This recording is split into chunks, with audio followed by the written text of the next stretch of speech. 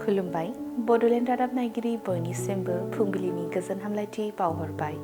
दिनै 10 फेब्रुवारि 2025 इं मायथाइनि सानसेनि फान्जामुथियाव थानाय राशिफोरखौ फरायथिनो लाबाय। मेष राशि समाजाव मोजां मुं गोसारगोन, रोंग'थिया गोख्रोंसिन जागोन, मोजां सान। वृष राशि दुखु सैनांगोन, गुबुनफोरजों निन्दा होजानाया गोसोखौ लोरबां खालामगोन, दुखुनि सान। मिथुन राशि रंजानायनि सान, गोसोनि बायदिसिना गाज्रि साननायफोरनिफ्राय उदां जागोन, मोजां सान बारहोनो हागोन। कर्कट राशि गोदान लोगोफोरखौ लोगो मोनगोन, गोसोआव रंजाखांनाय जागोन, खुसिनि सान।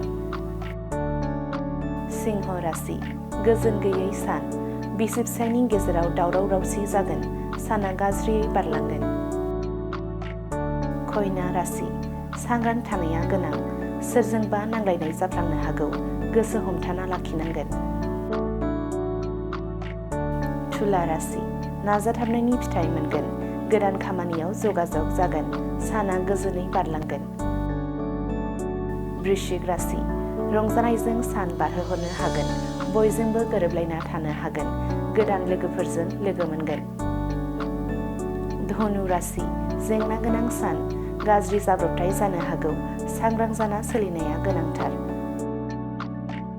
मकर राशि गोनांथिया जोबनो रोङै जागोन, आंखालनि थासारिया गाज्रियै गोहोम खोख्लैगोन, जेंना गोनां सान। कुम्भ राशि फरायनाय बिथिङाव मोजां जागोन, आनजादाव गाहामै उथ्रिसारनो हागोन, मोजां सान।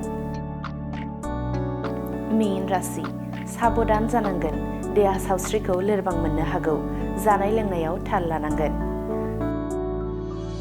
दिनैनि राशि फरायथिनाया एसेनोसै। बेजों लोगोसेनो दिनैनि साना बुहुमनि साफ्रोमबो सुबुंफोरनि थाखाय गाहाम जाथों, बेनि थाखाय बड'लेण्ड रादाब नखरनि जानानै इसोरनि खाथियाव आरज गाबनाय थाबाय।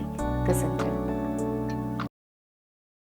नोंथाङा रेलवे, आसाम पुलिस, बेंक, टेट बायदि सरखारि साख्रि मावनो गोसो दं नामा? एबा नोंथाङा बेफोरबायदि साख्रिनि थाखाय थियारि खालामगासिनो दं नामा? नोंथाङा railway, Assam police, banking, SSC, Assam direct recruitment, TET बायदिनि आनजादखौ खनले होदोंब्लाबो जाफुंसारनायखौ मोननो हायाखै नामा?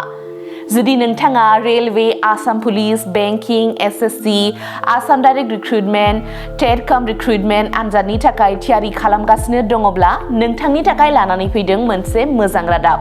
लास्ट ईयर से कोचिंग स्टार्ट किया बट कोचिंग ज्वाइन करने के बाद ही मेरा एग्जाम क्लियर हुआ।